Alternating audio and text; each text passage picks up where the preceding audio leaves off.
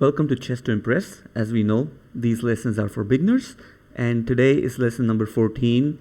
We're going to start off with undefended pieces. Yes, you're correct. You heard it correct.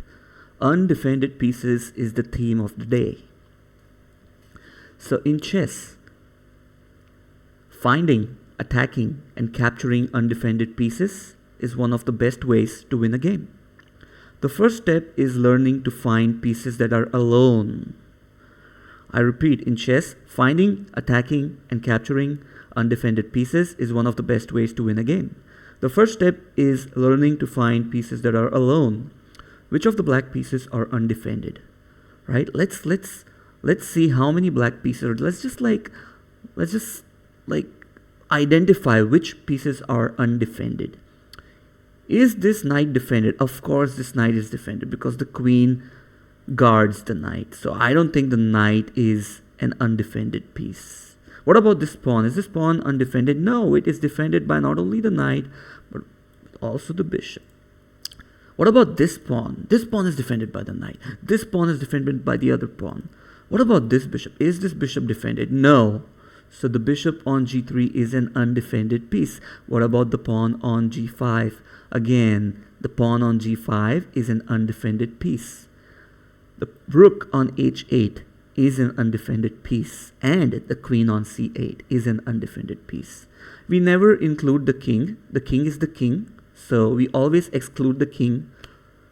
And if you see, apart from the king, all the pieces which are not circled in green are defended. So the reason why we identify these undefended pieces is so that we can attack them right away in the future because they are vulnerable, right? If you attack undefended pieces, you can capture them. Capturing means winning more points, and winning more points means getting close to mating your opponent's king. All right. Position number 2. Does black have any undefended pieces? I think yes, black has a lot of undefended pieces. Like, for example, the knight and the rook. These two pieces are undefended. Now that we have successfully identified that the knight and the rook are the two pieces which are left undefended, and if it's white's turn to play, how can white attack these undefended pieces? Right? There are a lot of moves. Think for yourself. Pause the video. Think about how and what should white play to put more pressure on those two pieces, right? There are multiple moves.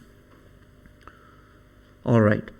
So there are various ways, maybe like moves like bishop e2. What does bishop on e2 do? The bishop on e2 kind of like hits the knight. It attacks the knight, correct? That's what it does. Apart from bishop e2, there are also moves like, say, there are many moves like bishop b7 maybe, right? Bishop can go to b7 because the bishop on b7 hits the rook. The bishop can also go to g4 because the bishop on g4 again attacks the rook. The rook can go to b1. Oh, not b1. I'm so sorry. Rook can go to g1, right? The rook can also go to h4. So all these moves combined will help you attack these undefended pieces or put more pressure on them. So first identify them and then go for all these moves which potentially can cause harm to your opponent. Perfect. Position number 3. After finding undefended pieces, you must attack them. We all know that. So which of white's pieces are undefended? And how can black attack some of white's undefended pieces? So the first objective is to identify white pieces which are undefended. The knight is undefended. Of course, nobody protects the knight. The bishop is undefended. Nobody protects it. The pawn on c2 is left undefended. The pawn on b2 is undefended. Apart from that, I think everything supports each other, right? So these 4 pieces are undefended. And pause the video. Think for yourself.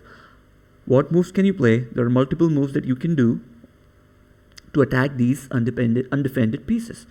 And yeah, let's think about it.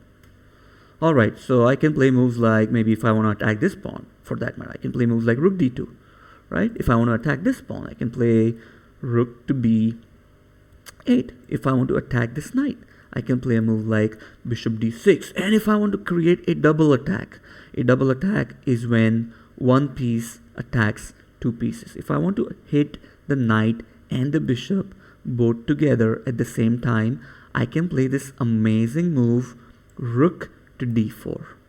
Right? And then both of them are left undefended, both of them are under attack, and of course, white will end up losing one of them.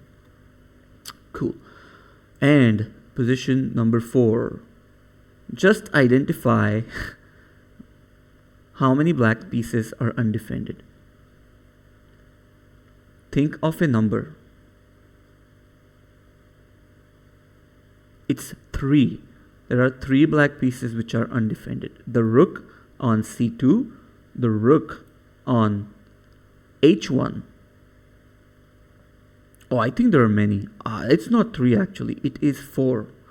Okay, so it's the rook on h1, the rook on h2, the pawn on d6, and the bishop on b8. Remember, we are going up. Black pawns always start from the 7th rank.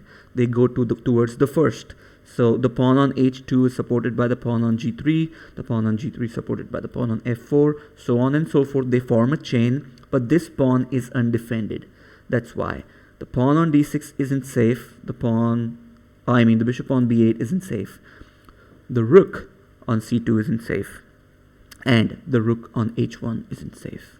Right? So to summarize, find those undefended pieces, identify them, and make moves to attack them so as to win some points and eventually win the game. See you in our next class.